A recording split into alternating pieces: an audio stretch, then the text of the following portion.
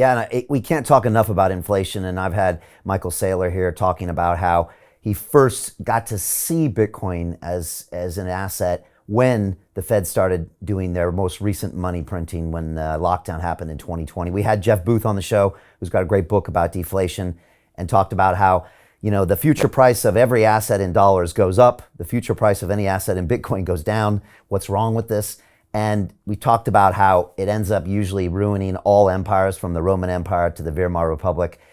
Just to finish out on the dollar and fiat, Carl, how do you see the dollar and maybe the yuan playing out in the future versus, say, Bitcoin or Ethereum or other stable coins? Is this something that's going to be 20 years out, 50 years out? And how does it end, do you think, the fiat system? Because it's clearly got some time left before it shifts. But how do you see that happening?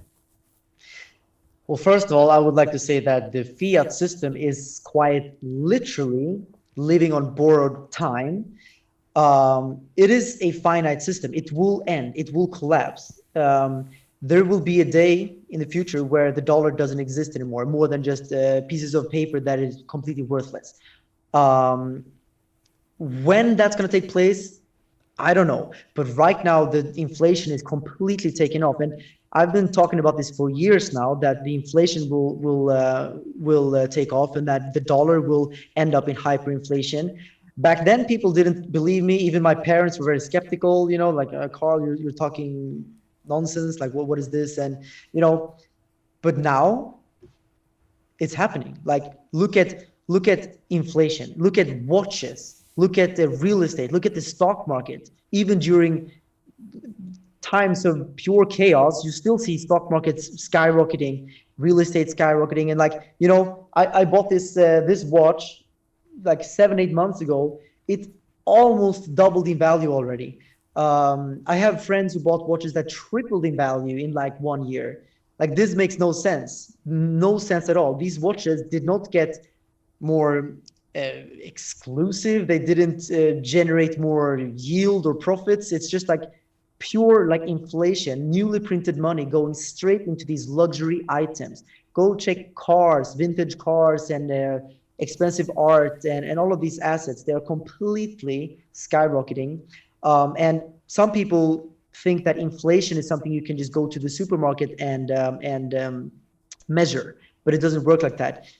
Inflation, real inflation, you have to look at all assets in the world, everything, because money doesn't necessarily go to every single asset equally.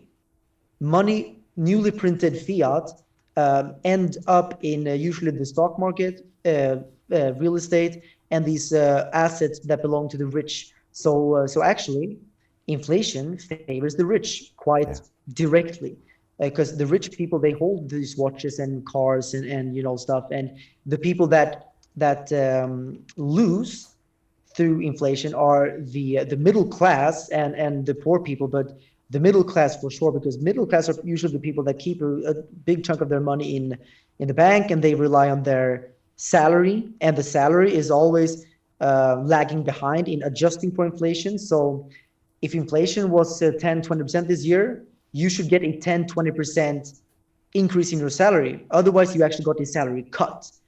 And this is something people don't really realize, because of course schools don't teach this very conveniently. But yeah, I don't like the system we live in, and I hope that Bitcoin can truly change everything. I think it will.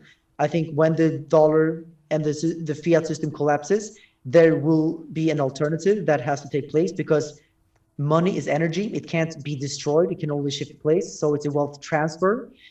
So the energy, the monetary energy, will have to go somewhere. I believe Bitcoin will take that energy. So I think holding Bitcoin like I do, it's like having your ticket to the Noah's Ark. I am already on the Ark. I'm just waiting for the flood to come, and it is coming, that's for sure.